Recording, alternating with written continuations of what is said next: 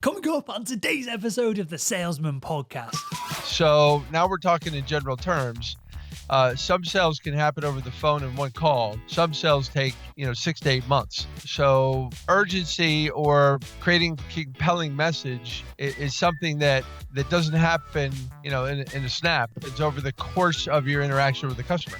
Hello, Sales Nation. I'm Will Barron, host of the Salesman podcast, the world's most listened to B2B sales show. On today's episode, we have the legend that is Tom Freese. He's the author of The Secrets of Question-Based Selling. You can find out more about Tom over at qbsresearch.com. And on this episode, we're diving into how we can expand our customer needs to increase the level of urgency within the sales cycle, within the sales process itself.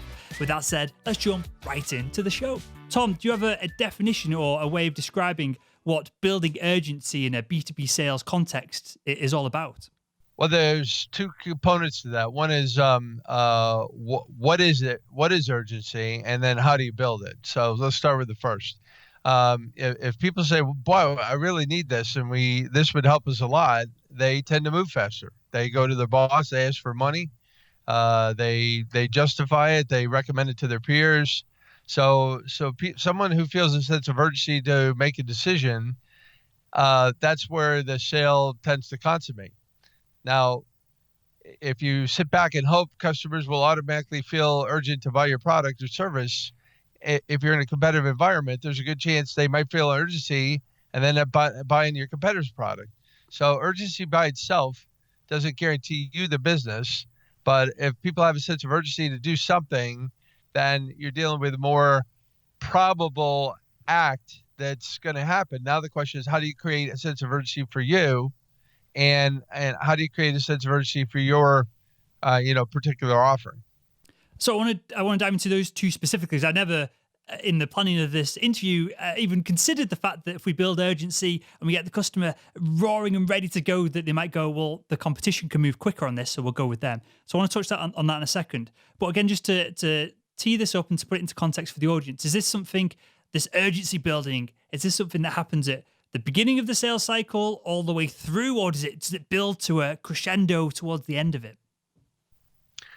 Well, I would ask, our first impression is important, and somebody watching this podcast, if they say no, I'd be surprised, honestly. But first impressions are very important. So if somebody goes, no, I don't really need this, then you're probably not helping yourself. But if they go, wow, this is interesting, the second impressions are important, and third and fourth. So now we're talking in general terms. Some sales can happen over the phone in one call. Some sales take, 6 to 8 months. So urgency or creating compelling message is something that doesn't happen, in a snap. It happens over the course of your interaction with the customer. So do you want it to continue to build? Absolutely. When do you want to start building it? Right away. How do you build it? I guess that's probably the next mountain to climb. Well, it's both how do we build it, and then when and we'll come on to that in a second, but again, you touched on something here that I wanted to touch on later on in the show, but we'll tie it all together at this point now. What do we do, or how do we know when a buyer, when they say, well, this could work for us, clearly they're not as good of a prospect as someone who goes, yes, this solves my problem right here in this moment. How do we use this as a qualification tool, just on that initial, their reaction to our messaging? How important is urgency in a high-valued B2B deal context? How important is someone responding that they need it right now to whether we should go after that individual or perhaps go after some other low-hanging fruit instead? Well, it's important, but I think you have to I think urgency is a result. It's not a cause. With the exception of, if you go to McDonald's, I guess they have McDonald's everywhere now. Somebody walks in, they probably walk in to buy something. And so you say, what do you want? And they say, well, I want a burger and a fries and a shake. And you put it in the bag and you hand it to them. And I would call that order taking.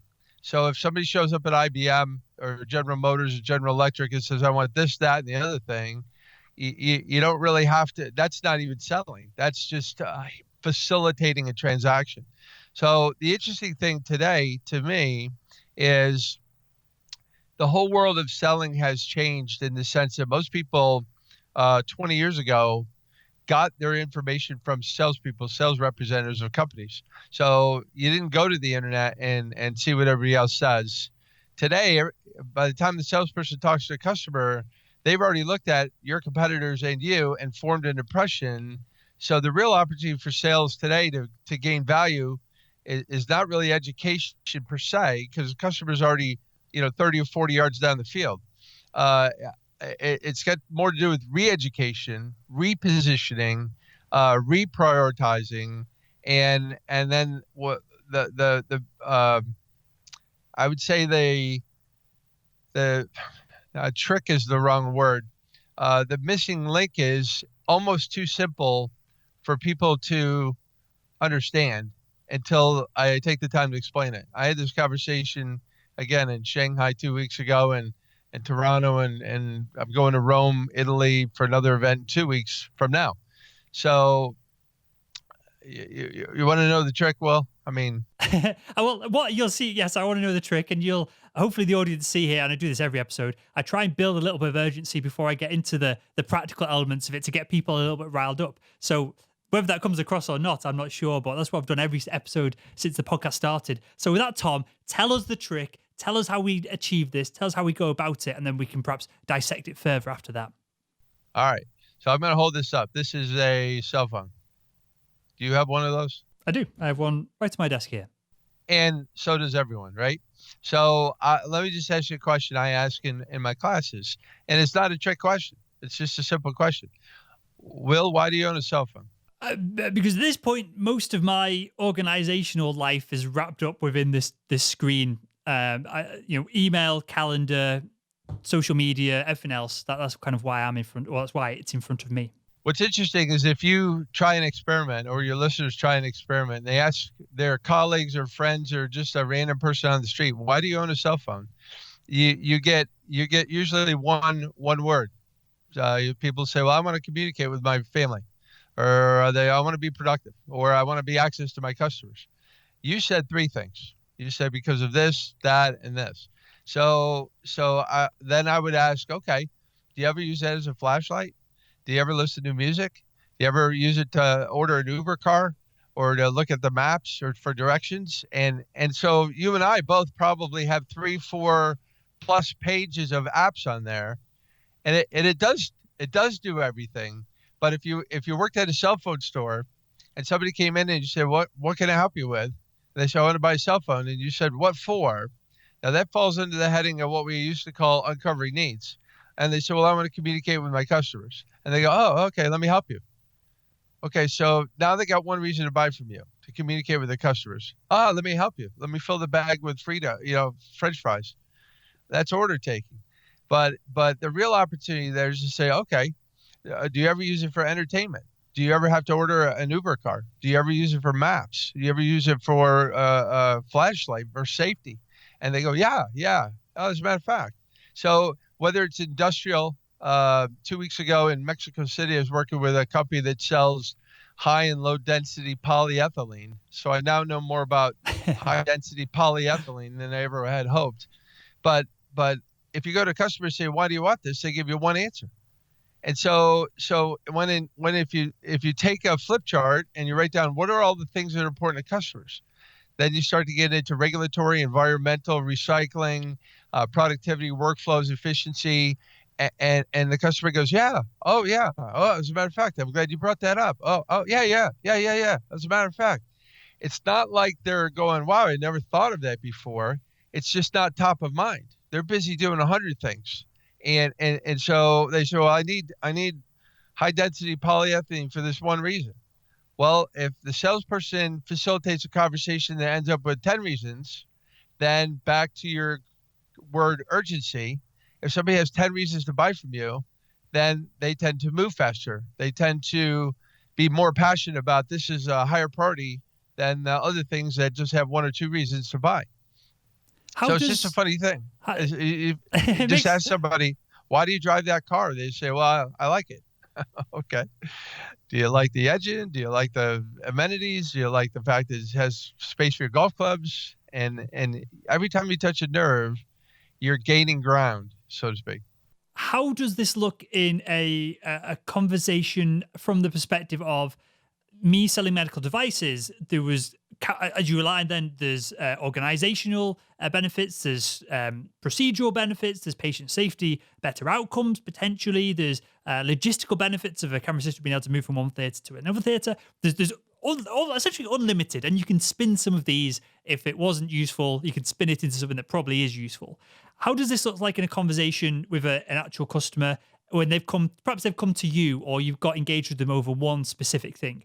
Do we have that one specific thing top of the list, and then we go, and it also does this, and this, but we're solving that main problem? Or do we start to dive deep in with each one of these individually and treat them as almost 10 opportunities, 10 reasons to close a deal, rather than just add-ons to the main pain point, if that makes sense? Well, I think it's a mistake to assume that the needs the customer articulates are the most important needs, because oftentimes they articulate, we really need better workflows. And you say, okay, why? Well, because we're having to cut down on staff. Okay, is that because your budget's being squeezed? Oh yeah, as a matter of fact, budget. Is that got something to do with regulatory? As a matter of fact, yeah, regulatory. And so what you find is um, nobody nobody buys things for no reason, with the exception of reaching into the cold section and grabbing out a long neck and Saturday night. Um, pe- People don't buy things for no reason, but very few people buy things for only one reason. And so a lot of times, where you win today, if you go back to the word urgency, is two themes, in my opinion. One is depth of conversation, and the other is volume of ideas. And so for example, if the customer says, "Wow, that's interesting," because I came in here thinking about these three things, I'm not suggesting they're unimportant. I'm saying, but if those three things morph into eight things, and then all of a sudden you have another call, and there's 11 things, and then there's 14 things, and they said, well, every time I talk to Will Barron, I get 14 new ideas, and his competitors just are focused on the one or two things I brought up. So what happens is the salesperson, you've heard the term consultative selling for years, right? It's a sales buzzword. Well, consultative selling, you can hire a consultant for $500 an hour to bring up ideas. But usually when you're buying from a salesperson, they don't charge for their intellectual property. They're getting paid based on some commission they might sell. But if every time I talk to Will, boy, I get all these new ideas, I want to buy from you, not everybody else who's just focusing on what I brought up. You become a thought leader as opposed to just a reactor, if you will, of whatever the customer had happened to bring up. So That makes sense? it makes total sense. I'm loving this. So there's two elements to this, perhaps. One, what questions should we be asking other than just asking why at the end of every pain point? Because clearly that can potentially come across childish if we're not comfortable in asking it congruently as a consultant. What questions should we be asking? And then number two, what skills do we need to develop to become a consultant and to be able to ask better questions? Well, okay. Let's start with the first one. First of all, I some people disagree with me on this, and that's okay. I am not a fan of the phrase pain points, and the reason I say that is because I noticed you got a fancy car in your desk there, a little model car. Do you have a car like that? Do you own one or wish to own one? So this is, I'm probably going to get it kind of. I won't say the dates. Just this has been on my desk since I first started the podcast. When I was living with one of my friends, when I just left my sales job and I was proper skint. This is the kind of dream car. It's a Nissan GTR. Right. Well, if you were to buy one of those, you wouldn't buy one because you were in pain. And so most people don't buy a watch because they're in pain, or our trusty cell phones because we're in pain. So let's think about motivators for a second. Pain points. Yeah, if somebody comes in with their arm cut off, you help them because they're in pain. But a lot of times people, their needs are driven by goals, wants, objectives, issues, desires, opportunities to improve their existing conditions. So looking for pain only is very opportunity limiting. So that's a stickler point for me. The second part of your question, I think, is how do you expand it? The second part is, what skills do we need to learn to be able to ask good consultative questions if we're coming from a place of perhaps transactional selling and we want to move into, I also don't like this kind of buzzword of consultative selling, but if we want to move from one to the other, what skill sets do we need to pick up to be able to do that? Well, most every sales process that's available over the last 40 years has one of the pieces of the process is uncovering needs. That's a standard fare. And I teach people, okay, put an X through that, stop doing that. And which at first sounds odd, stop uncovering needs. It's not enough to tell people what's wrong. You have to give them a replacement strategy. So what I teach is needs development. So the skeptic could say, well, that sounds the same, Tom. You're just changing the words. Here's the difference is, let's suppose I sell sales training and you sell, media possibly, and other people sell cell phones or whatever they sell. When a vice president of sales calls me and I say, okay, well, how can I help you? And they say, well, I'm trying to increase sales. I'm not like shocked. I'm not like, wow, I've never heard that before. Yeah. But usually what they do is say, I'm trying to increase top line results. Okay.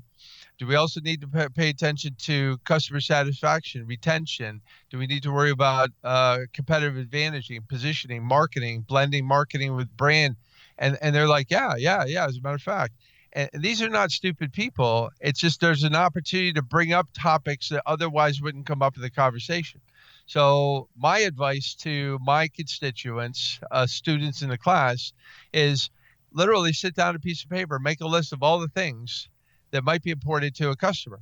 And if you were to do that, you did that a few minutes ago. You said, well, what if somebody's interested in, environmental and patient safety, and what if they're interested in productivity and staffing, bottom line results, margins, compliance, regulatory.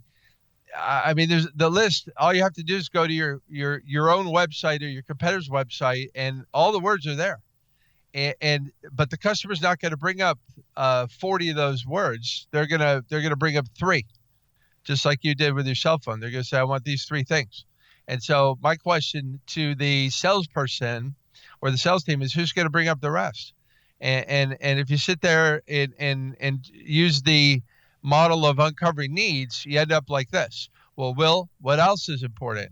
Well, what else? What else? And you run out of runway pretty quick when it starts to sound like an interrogation, right?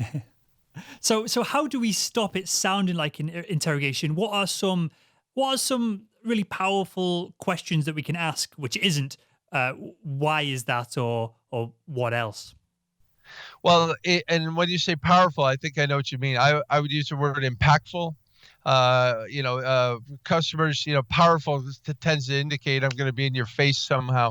But how about the idea of being contributory as opposed to extractive? For example, will you walk into my medical supply depot or whatever? We get on the phone and we're talking about medical supplies for some reason, and you say, well, look, I'm interested in a new spectrometer for cancer patients. Okay, you're probably not interested in that for no reason. So I would ask, well, besides the obvious goal of taking care of your patients in a cost-effective way, what specifically are you trying to accomplish? Man, that's the first question. So that's a really good first, besides the obvious goal of blank, blank, and blank. So I brought up three things automatically. If I bring up three things, it's very likely the customer's going to bring up three other things. Now we got six to talk about. All right. So what's interesting is on that list we made, there might be 25 or 35 possible additional things to bring up in that conversation. But instead of trying to make you say it, well, Will, what else? Well, what else? What else? The contributory question, which I would call impactful, and I guess in the sense, I don't dislike your idea of powerful in the sense that they go, wow, boy, that was a really good use of time with that person. That is powerful. But we're not trying to overpower the customer. I think we're just, let's make sure we're not coming across wrong to your viewers. But an impactful question would be, well, do we also need to pay attention to how this might impact the long-term health of your patients that don't yet have cancer? Do we need to worry about financing? Do we need to worry about blah, blah, blah? I'm bringing up the topic as opposed to hoping that you will. And that becomes very valuable to customers because customers are busy doing 100 things other than what you sell. And they're going to think of the top two, maybe three things that they need. And all of a sudden you come in and bring up a whole bunch of other things that they go, yeah, yeah. As a matter of fact, I'm glad you brought that up. That's really valuable. They're basically getting free consulting in addition to whatever transaction may take place down the road. I was going to ask that. You've answered the question here, Tom, of how does that position us as individuals in the marketplace when we're engaging with people, when we have the business acumen to suggest things, and you've answered it there. It makes us a consultant, right? Rather than this pesky salesperson chasing you on the phone and hounding you every single week just to close the deal. It changes the whole conversation. And I know when I engage with people, so when I'm selling the ad space of the podcast, I'll talk about the ad space of the podcast. I'll talk about what we've done on our blog to go from kind of zero to hundreds of thousands of page views a month with no budget. And then we talk about this and talk about that. And then typically the conversation then circles round back to organically within a half an hour conversation with the VPs of marketing that I typically deal with and the directors of marketing. The conversation then naturally comes back to, okay, so you've inadvertently, by showing me all this knowledge or the conversation we just had, you showed me that you're somewhat of an expert in the industry without blurting out, well, I've done this, done this, done this. The conversation comes back round to an even deeper level conversation of the original topic when there's now trust built into the conversation. So with that said, is there anything else that we can do to increase the levels of the cliche of know, like, and trust by asking questions like these and positioning ourselves as a consultant? Well, I think that the two themes, one is volume of ideas. So if they say, well, every time I talk to Will, I just feel like I get a whole new set of ideas, that becomes very valuable. The second theme was depth of conversation. So for example, suppose you ran an industrial warehouse and I sold, I don't know, shelving or I don't something industrial. And I said, well, Will, what are you trying to accomplish? You just said, well, I want to have my warehouse be more efficient. A lot of people run with that and say, okay, he wants a more efficient warehouse. Let me pull out 100 slides and I'll give my presentation. And so I would wonder first before I said anything. I wonder why I want a more efficient warehouse. For no reason? He just woke up in the morning and said, I want a more efficient warehouse, or for some reason. And so you can try to dig it out of the customer. Well, Will, why do you want a more efficient warehouse? You go, well, because it needs to be more efficient. That's a lot of times the answer you get. And I said, well, why? He said, because. Why? Because at some point, get out because you're annoying, right? So what's interesting is just strategize with me. Well, why do you think somebody would want, I mean, this is not role play, strategize with me. Why would somebody want a more efficient warehouse, do you think, anywhere? Well, I'll give you some context on this. My dad was a maintenance manager for years. He ran his own manufacturing business after that with a big, massive warehouse. So this is a topic that I've discussed with him. And throughput of material, safety of the individuals, better kind of placement for forklifts, and obviously materials are heavy, so you don't want things to be dropped or left behind. Things get lost in a big warehouse. There's kind of you could go on for let me rethink that, because you asked me, I've answered the wrong question, I think. No, well, you're on track. Let me stop you. You say your better placement of forklifts. Okay, why is that good? I mean, let's just strategize. Why would better placement of forklifts be good? It's safer. It's a pain in the ass to have to move stuff to get access to a forklift when it should be kind of accessible. So you're wasting time of individuals. Within that environment, the people who are driving the forklifts are probably paid more than the other individuals within the workspace. So you're kind of not leveraging your most paid assets there. Yeah, I guess it all comes back to efficiency, right? But there's multiple levels to it. Comes back to three things: time, money, and effort. And you just said that. I mean, if you go back and just rewind, 30 seconds, you say, well, geez, it'd save you some time and then it'll be a hassle and safety hazard, by the way, costs money. So that I would call that translation. So when somebody says I want better workflows, that's so high level that when they go to their boss and say we need better workflow, the boss is going to say why. And so somebody has to say because it will save us time, money, and effort. And connecting those dots may be the very thing that causes the person who holds the purse strings and say, let's go. In other words, urgency isn't just with the recommender; it's with the person they have to go get money from. And so ultimately, whatever, let's not use the word pain point, whatever motivator, goal, objective, issue, concern, people want it for some reason. Like your cell phone, I bet you it saves you time. And I bet you if you add up all the things it does compared to all the devices you would have to do it individually, it saves you money. And I bet you it saves you effort. But the customers either got to bring that up by themselves, or that's really the opportunity for the salesperson to connect the dots and have the customer say, wow, okay, wait a minute, this will save me a lot of time, money, and effort times those 14 issues that you brought up. Wow.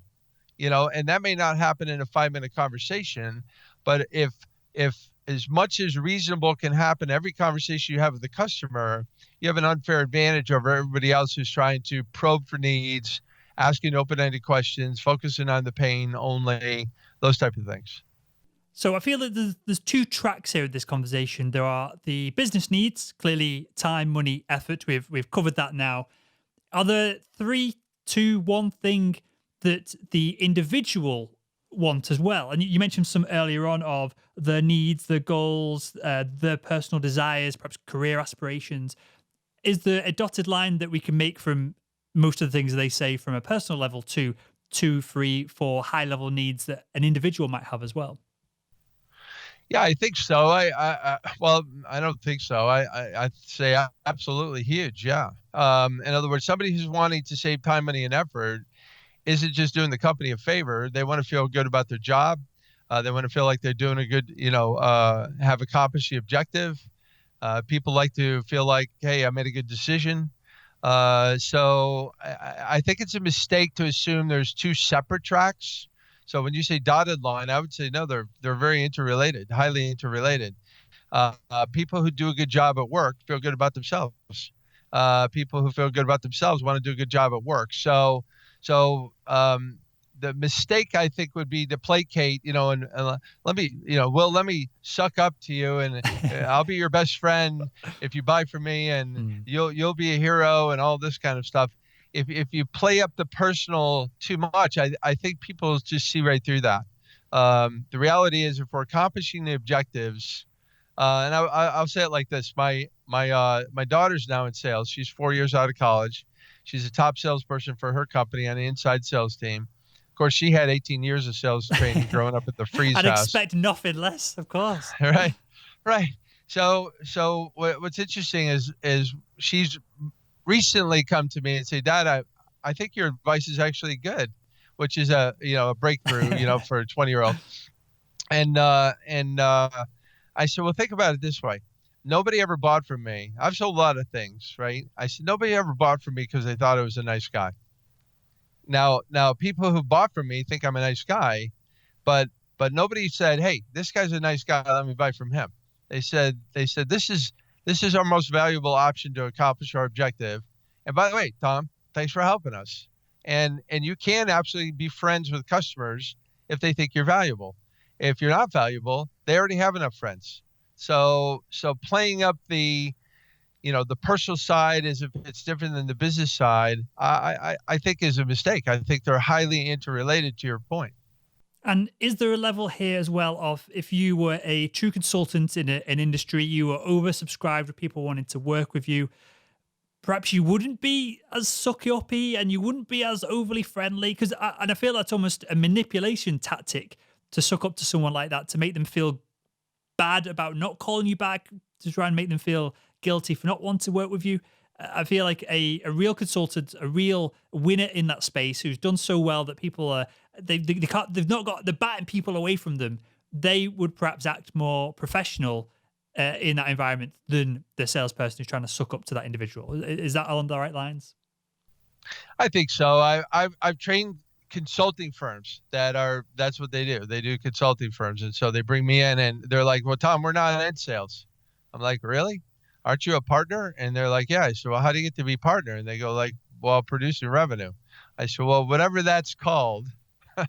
So sales to me, if you boil it down, it really has two components: helping people and communicating effectively. So that's what consultants do, good ones. That's what second grade teachers do, good ones. That's what doctors do, good ones. So yeah, if you're not helping people communicate effectively, but that goes all the way back full circle to the beginning of the conversation.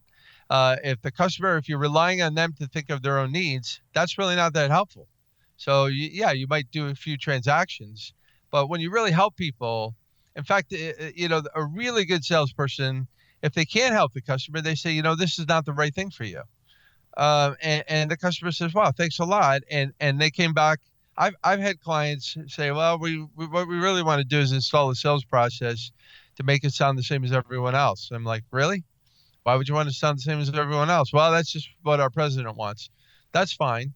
Call me in a year, and then I'll unwind it, and then they call me back in a year, and I'll fix it. So it's kind of, yeah, the days of the Cheshire Cat smile and trying to get people to buy from you because you're a good guy, they've long since passed.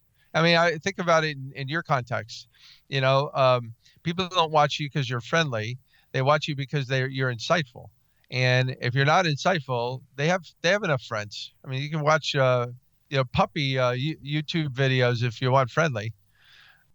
It is, and there's another layer to that as well, which we won't dissect now, because there's one thing I do want to ask you about, which we didn't touch on, but I think is really fascinating. I want to get your thoughts on it. But there is a weird phenomenon of when you spend enough time listening to someone, engaging with someone in the sales context, if your deal cycle is 12 months long, you don't have to forcefully get someone to like you and be best friends. I find that people tend to, if you spend enough time with someone, they tend to like you and trust you and want to spend a little bit more time with you and be more friendly on the phone organically. I don't think this is always something we need to push. And this is summed up to me by when I go to a conference, people come up to me who are, to me, the complete strangers. Clearly, I have no idea who these are. They are listening to the podcast. They know all about me. They're asking about the car. They're asking about this. They're asking about my Brazilian jiu-jitsu, and I've hurt myself here, and I've done this. It blows my mind every time, and it's almost a bit unnerving. And I encourage people to come and say hello, because after that initial shock of the first 2 or 3 people doing it at an industry event, it kind of get into the flow of the conversations. But it always blows my mind a little bit that when someone's listening to you for hours on end, they organically build this know, like, and trust. And I guess where I'm going with this is you don't need to, the Cheshire Cat is the perfect example. You don't need to have a weird smile and firm handshake and patting people on the back as you're shaking hands with them, all these weird things that people apparently did in the 80s. I wasn't born, but from TV shows, that's what it seems like salespeople did. But one thing I do want to wrap up with on, Tom, and this is something that is seemingly unique to yourself. I've not covered it that many times on the show. I can't even remember if I ever have covered this on the show. This pain points versus your word you used was motivators. So seemingly you're, you can tell me the numbers of this, but you're seemingly almost 100% focused on the motivation side of things, whereas most sales trainers, sales authors, people who are in the trenches, going out there helping sales teams do better, when they come on the show, they're always focused on the pain points, and that maybe inadvertently makes me focus on the pain points because that's what comes up in conversation. Why, other than the obvious of it's a nicer, friendlier conversation to have, why should we perhaps focus on the motivators more so than touching on people's pain? Well, I don't. It depends on whether you want to be realistic or live in a fantasy world. And so one of the questions I ask repeatedly and in classes weekly is, are your customers more open and receptive to ideas today and sales callers, or more cautious and standoffish? And everybody says, well, more cautious is standoffish. So people don't have to learn how to sell into a welcoming environment. They need how to sell into the headwinds of customer skepticism. So go back to your dad's industrial warehouse business or whatever that was. Do people have businesses? Does your dad have any pride? Does he have any ego? Yeah, of course. Most business owners do. Most managers do. Most people in a position of authority do. So when a salesperson shows up and their target is, what are you doing wrong? So, hey, Will, so what are you doing wrong in your podcast? And how many mistakes have you made? Or what decisions do you regret?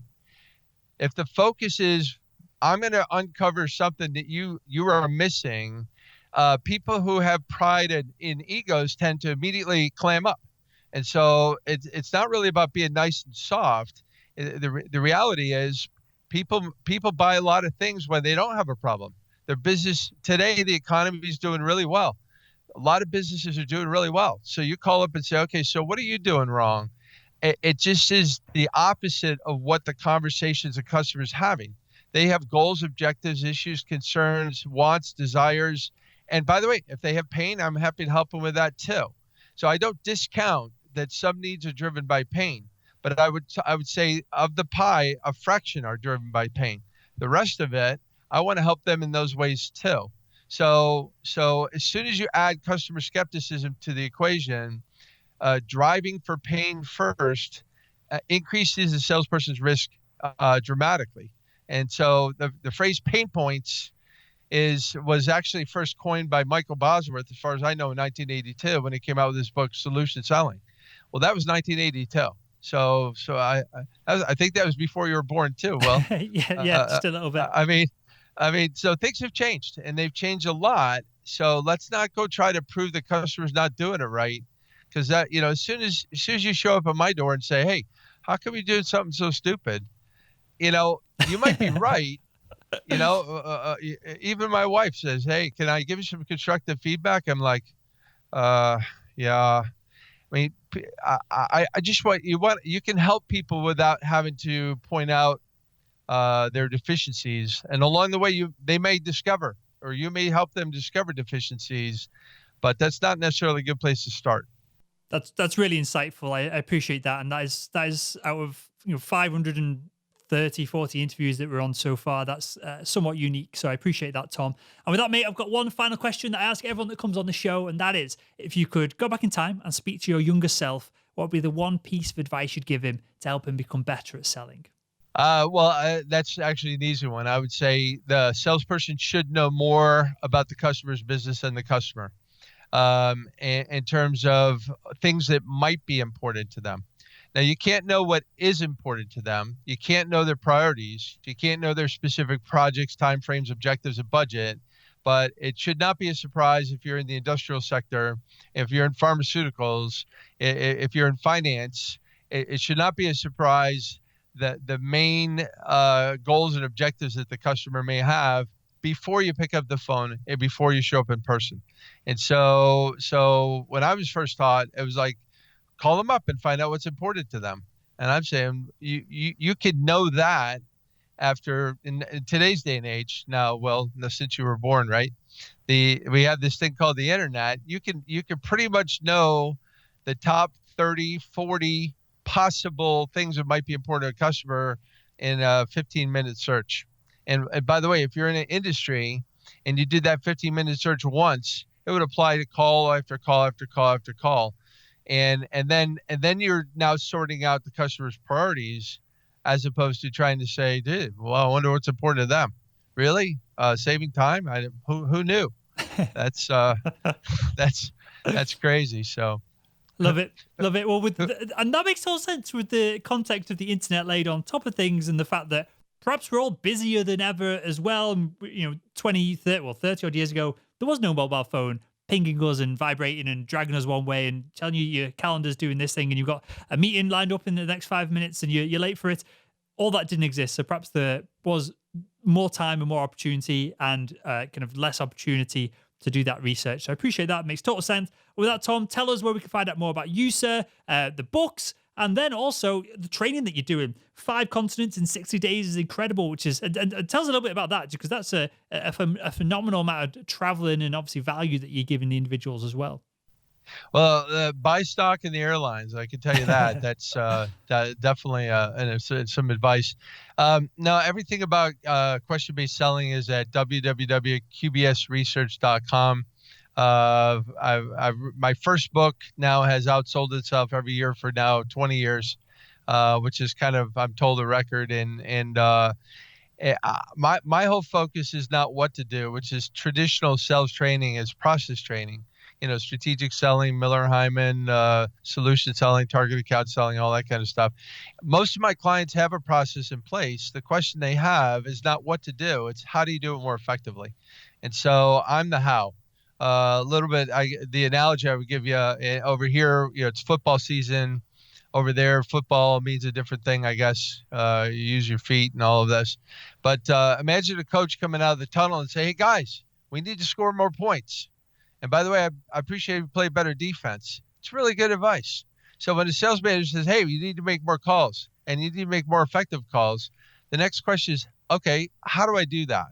And I'm all about the how, which is really the biggest need out there right now in terms of sales training. So come see me, and happy to help.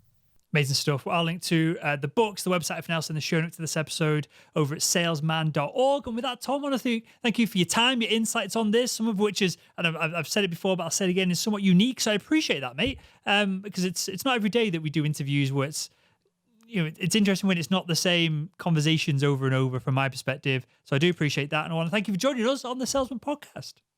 Great talking to you, Will.